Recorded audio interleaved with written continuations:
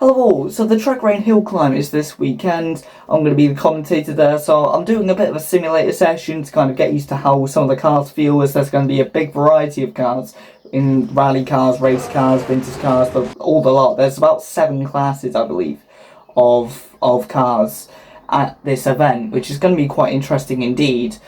But one of the drivers, called Martin May, he's going to be driving this, a Peugeot 205 looking car. I'm not too sure the exact model, so it got me thinking. I'm playing EAWRC, and there are 2 versions of the Peugeot 205 within this simulator. One of them is a front-wheel drive historic 2 car, or class of car, within this simulator.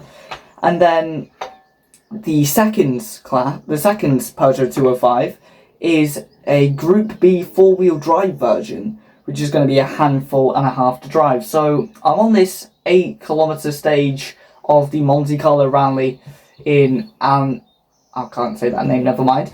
But yeah, as you can see, a 1.5k incline. I'll put the recording on. I'll put the recording on 3, 2, 1, go. So the recording on the Xbox, that should be showing up now.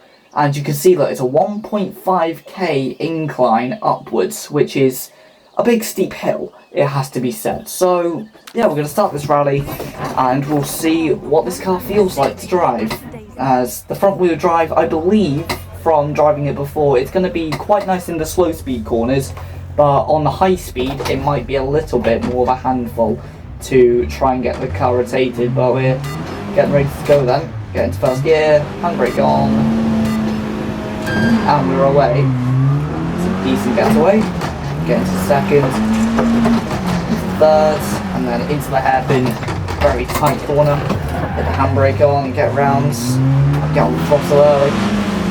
Very nice, careful round here, up in third gear. Just going to stay in third for a bit as we go around this long bend. I'm going to cut a little bit over the dirt. It's some of the higher speed corners here. This is where the front tyres get very overheated and it can lose us grip over things like the dirt and things like that, and also on some of the higher, or some of the longer high speed corners, they can be a bit of an issue. So braking is needed for sure, but we head into this little S section. We're going to have to shift down to third at least for a bit of acceleration out of this section. Go round the cave, go throttle early, and then shift down to second, pull the hairpin. Again, we get into gear, we get it turned just about. We wait for the car to pull itself into third, and then into fourth. So about 110 kph as we head into this hairpin. Just again, getting the car rotated. This car really does like the middle and the exit of these lower speed corners, but as we head to a high speed corner like this, where we are putting a lot of overheating and a lot of temperature into the front tyres as they are doing the acceleration and the turning. So we can try and shift to fourth, back up to fifth. We'll try and go on the limit in the rally, in the modern rally cars, like the Toyota and the Hyundai and the Ford Puma. You can go around that section flat out, but here I think it's a little lift. Here we have to brake, really heavy on the brakes here. Go around this bit and up this hill. We stay in seconds, just to be safe. You can hear the tyres squealing around that corner. So it's just trying to grip the car.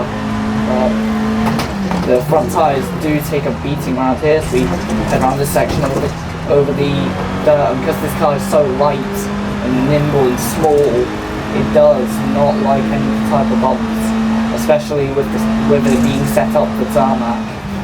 It doesn't like any kind of bumps or rocks or anything like that. Is it 6 speed? No, it's not.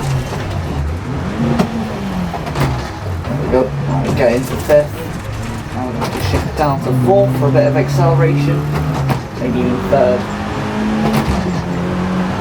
We head around this corner. Got to be very delicate with the turning, trying not to break the grip. Get the brake, get the car turned in. really have shifted to third, then that would have been a money shift in real life. Shift into fifth, just to keep the engine revs down. We head into this corner. Gonna have a braking zone in a minute. I think it's it's a 3 right. You can hear the brakes as well. The brakes take an absolute beating on the front. We were locking the front brakes and the tyres weren't gripping at all, so we were nearly pitched into a spin then. Just managed to keep the car straight enough to avoid the spin. Got to brake a little bit. So we head into this section. This section is amazing in the modern WRC cars.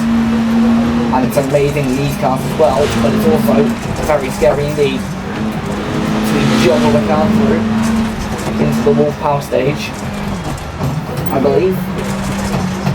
Head around this corner. There's a braking zone in a second, I'm not too sure when. It's here. Into 4, accelerate away. That tricky corner. Just gotta sneak the car around this town.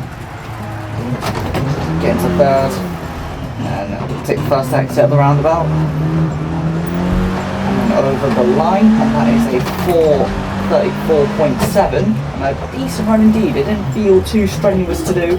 It was a bit on the brakes near the end then. It got a little bit out of hand sometimes with the locking of the fronts and probably shifting down a bit too fast as well. But there we go, we're P1 in the standings by 3.6 seconds over King.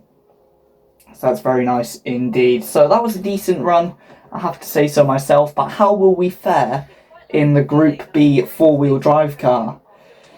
Oh, got to get my breath back for this one. So we're here in the Group B rally car. Unlike the first car, it's 4-wheel drive, not front-wheel drive. It's got more horsepower. Why is that? Because it's turbocharged.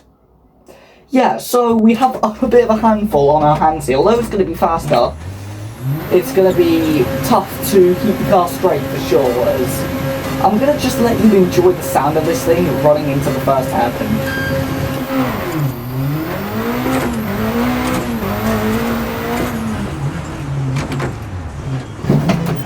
Yeah, so that's what we're dealing with. That was 0 to 120 kph in barely any time at all.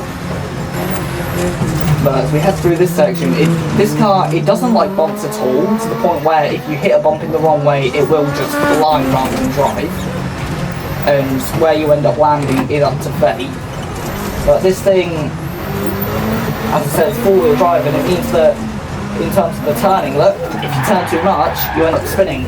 Unlike the first car where you could really crack the lock in and, you know, just get away with it, and actually it helps you turn the car. In this thing, it helps you turn the car a bit too much under acceleration, and it means you just end up having a big off. Also the braking as well, it feels a bit more stable compared to the first car, purely because it's 4-wheel drive, so the stress of braking and the tyres and things like that, it's kind of shared, unlike the first car where it had a lot of load on the front tyres and the rear tyres were getting cold compared to the front tyres, which we obliteratedly burned. But this car, it just obliterates its tyres, it obliterates your driver's arm, and it just obliterates its way down the track, as you can see. But this car drove in the same class as cars like the Lancia and the Audi Quattro, and actually Jeremy Clarkson did a really good documentary on Lancia's journey in the Group B class, and the drivers of that era, such as Michel Mouton and other drivers of the same era, they were so revered due to just how scary these cars were. So we end up, look, the difficulty of these cars does require a lot of concentration just to keep the car straight, let alone competitive. So, as you head up the hill here with its horsepower, we're about to enter some more scary sections of this stage. Compared to the first car where it would just kind of be a little bit of a hindrance and you just get away with it. In this car, it is terrifying. It's almost jump scaring you into the corners. as you just got to be, if you're too careful, you're not going fast enough. If you're too overconfident, oh wow, if you're too overconfident. But rally of that era, understandably, was so popular because it was so dangerous, and yet it was so loved as well. It's a bit like the Nürburgring. It's so dangerous but so loved at the same time. These cars did end up getting banned in 1987. There we go. But yeah, as I was saying, these cars did end up getting banned in 1987, and actually Ford's Group B car ended up not racing at all because it was built for the 1987 season, but that ended up not happening at all due to just how much danger was involved in these cars. So, and you can see the danger just by me driving it in the sim, just how easy it is just to get it wrong at these speeds. As we're about to enter probably the scariest section in this car, this final section of the stage. I'm just going to get prepared for it. Here we go then. Into fifth, both hands on the wheel, and just holding on for dear life. Trying to keep as much throttle in as possible without doing too much. Hit the brake at the bridge. Don't hit the pole, we hit the pole. Don't hit the pole, we hit the pole. Here we go, get to first, get away again. The door's about to fly off on the left hand side as we head down the hill into this section here. We've overcooked it. Look how easy it is just to overcook it, even under braking is just mental. But we head first exit of the roundabout, don't get it wrong, and we go over the line, and that was a 4:19 with bucket loads of mistakes, and that was what, nearly 30 seconds quicker than the first car. Yeah, this car's a serious bit of kit, it has to be said. And yeah, to hold on to it around this track, around this rally stage, around any kind of road at all at full tilt, it is just a spectacle to behold. But yeah, well, I hope you enjoyed that video, and this video covering the Peugeot 205 in EAWRC, the same car that Martin May is going to be driving up the Tregrain hill climb. So yeah, if you want to see the Tregrain hill climb, you can come down to St Austell in Cornwall and watch the event on the 13th and 14th of June. You can also come down to, or you can also watch some of the videos that are going to be put out probably by myself and by some of the drivers who are going up the hill. So yeah, this event happening with the Truro and District Motor Club, it's a spectacle to behold, and it will be a great, you know, there'll be some great cars there, great drivers there. It's a really good community, a really good club, and really good community of people, I have to say as well. So yeah, it'll be a great event. Come down if you can. If not, this event is happening again in, I think, October or November, I'm not too sure. But yeah, it is just an incredible event to be able to come down to. One of the UK's shortest hill climbs. So yeah, you can see cars just like this one at that hill climb. So yeah, stay tuned for the Tregrain hill climb, and until next time, thank you all for watching. Best regards to the audience for watching or listening, and goodbye.